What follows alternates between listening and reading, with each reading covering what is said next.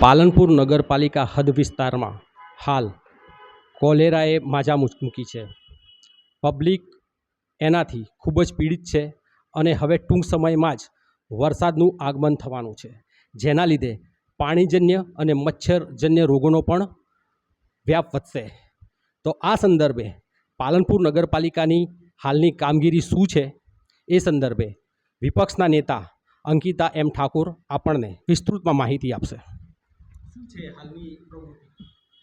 અત્યારે ટૂંક સમયમાં ચોમાસું બેસવાનું છે. પ્રી મોન્સૂનની કામગીરી ચોથા મહિનાથી થવી જોઈએ, જે હજી સુધી અમને કે પાલનપુરની પ્રજાને સંતોષ મળે એવી કામગીરી થઈ નથી. બીજું કે એક મોટું જે ખરેખર પાલનપુરની પ્રજા ખૂબ પેટે પાટા બાંધી અને ખરેખર ગરીબ પ્રજા જે ટેક્સ ભરે છે, મોટાઓના તો આંખ આડા કાન કરે છે આ ભાજપ સરકાર, પણ જે ખરેખર ગરીબ પ્રજા ઉપર આ ભારતીય જનતા પાર્ટીનો ખૂબ મોટો ત્રાસ હોય છે. એ પ્રજાને એક તો સુખાકારી મળતું છે નહીં. ડોર ટુ ડોરમાં મેં ગઈકાલે પણ ચીફ ઓફિસર કમિશનરને ખૂબ મોટું એમાં કૌભાંડ એમાં આચરાયું છે. ફેબ્રુઆરીમાં શાયદ એમનું ટેન્ડર પતી ગયું હતું, ત્યારે એ નવું પહેલાં ટેન્ડરિંગ હતું પાલનપુરના એક ઘર દીઠ માટે 24 રૂપિયા એ ભાવ હતો કે એ કચરો લઈ અને ડમ્પિંગ સુધી નષ્ટ કરવો, અને એ પણ એજન્સીનું કામ હતું ડોર ટુ ડોર, ઘરે જઈને કચરો લઈ જાય. અત્યારે ડોર ટુ ડોરનું બિલ બને છે શાયદ 30 થી 32 લાખ રૂપિયા, અને એ પણ કેવું કે અત્યારે ઘર દીઠ 44 રૂપિયા, માથા દીઠ ઘર દીઠ થાય છે 44 રૂપિયા, અને એમાં પણ પાલનપુરની પ્રજાને સુખાકારી મળતી છે નહીં. અત્યારે ગમે તે સમયે સોસાયટીના નાકે છોટા હાથી ઊભો થઈ જાય છે. કચરો નાખવો હોય તો નાખો, ના નાખવો હોય તો કંઈ નહીં. કોટ વિસ્તાર હોય, અમુક સોસાયટી હોય, સવારે મોર્નિંગમાં કચરો લેવાની જગ્યાએ 6 વાગે ટ્રેક્ટરો જાય છે છોટા હાથી, અને એ પણ એમની એજન્સીની દાદાગીરી જુઓ કે ડોર ટુ ડોરનો મતલબ શું? કર્મચારી ખુદ ઘરે જઈને કચરો માંગે. અત્યારે તો ચીફ ઓફિસર, પ્રમુખ અને આ ભારતીય જનતા પાર્ટીની એટલી મિલીભગત છે કે ડોર ટુ ડોરમાં રોજનું 25 થી 30 હજારનું કૌભાંડ થાય છે.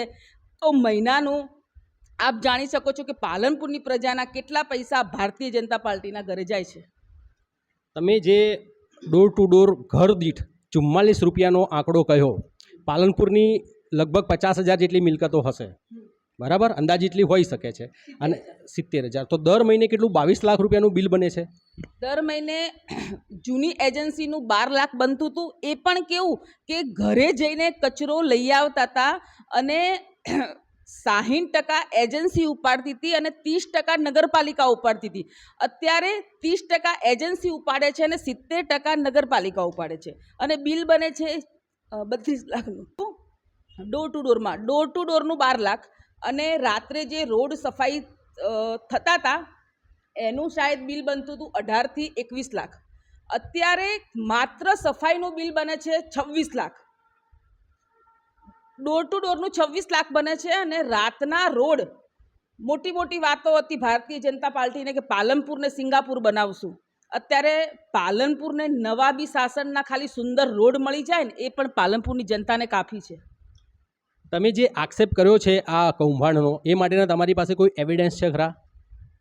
એવિડન્સ અમે ગઈકાલે ચીફ ઓફિસર, કમિશનર, RCM, કલેક્ટરમાં અને ખુદ પ્રમુખને અમે પત્ર લખ્યો છે કે જે ટેન્ડરની પ્રક્રિયા હતી કે રોજ કચરો નષ્ટ કરવો, રોજ ડમ્પિંગ સાઇડમાં એનું કાચ હોય, એનું પ્લાસ્ટિક હોય, એનું લોખંડ હોય, અલગ કરવું, અને એ કચરાનું રીસાઇડિંગ કરવું અને નષ્ટ કરવું. આજે 5 મહિના થઈ ગયા છે. ડમ્પિંગ સાઇડ ઉપર નામનું મશીનરી મૂકવી છે અને ખાલી માત્ર ને માત્ર બિલ ચૂકવાય છે.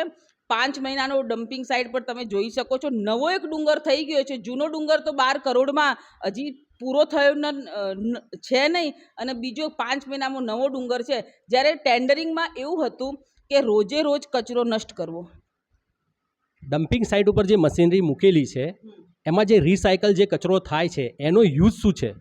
એનો યુઝ માત્ર 0. કોઈ યુઝ નથી, ખાલી નામનું મૂક્યું છે. જ્યારે બિલ લેવાનું હોય ત્યારે કોન્ટ્રાક્ટરને એજન્સી અને ભારતીય જનતામાં જે સત્તામાં બેઠા છે, જે માત્ર આ ટેન્ડરમાં પ્રમુખ અને ચીફ ઓફિસર અને ભારતીય જનતા પાર્ટીના સંગઠનની જ મિલીભગત છે. તમે જે આક્ષેપ કરો છો એ સંદર્ભે તમે નગરપાલિકા સિવાય અન્ય કઈ કઈ જગ્યાએ ઓન પેપર રજૂઆત કરેલી છે?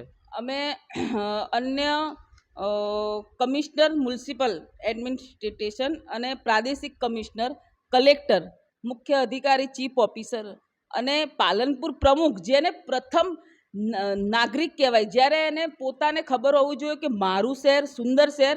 આજ સુધી પાલનપુરમાં કરોડોની ગ્રાન્ટ આવી છે.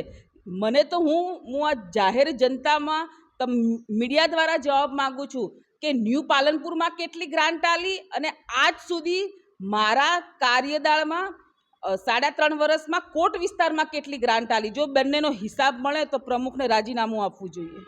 તમે કોટ વિસ્તારની જે વાત કરો છો ત્યાં આગળ હાલ કોલેરાની ભીતિ જબરદસ્ત મતલબ લોકો ભોગ પણ બન્યા છે અને ત્યાંનું વહેણ છેક આકેસણ જે તળાવ બનાવ્યું ત્યાં સુધી થાય છે અને તમે જે વોર્ડમાંથી ચૂંટાયેલા છે ત્યાં પણ એ નાળા દ્વારા જાય છે. લગભગ સમજો ને કે 5,000 પરિવારોને આ ઇફેક્ટ થાય છે. તો એ માટે કોઈ કામગીરી હાલ ચાલુ છે ખરી? જે તે સમયે ખરેખર જ્યારે કોટ વિસ્તારમાં અમારા વોર્ડ નંબર 4 અને અમારા વોર્ડ નંબર 5ના તમામ કોર્પોરેટરો જાગૃત હતા. મારાથી પણ સિનિયર કોર્પોરેટરો ત્યાં છે, જાગૃત છે. એમને ઘણી એવી પ્રજાને સુખાકારી થાય એ માટે પોતાના પર્સનલ પૈસા કર્યા હશે, પણ પાલનપુર નગરપાલિકાએ ખાલી મીડિયા આગળ ને કલેક્ટર આગળ મોટા મોટા વાયદા કર્યા છે. ઘર સુધી પ્રોસેસ થાય એવું કોઈ કામ કર્યું નથી. તો આ હતા અંકિતાબેન ઠાકોર કે જેમણે પોતે જે કંઈ રજૂઆતો કરેલી છે એની વિસ્તૃતમાં માહિતી આપી છે આપણને. Bharat Thakor, today news channel, Palanpur.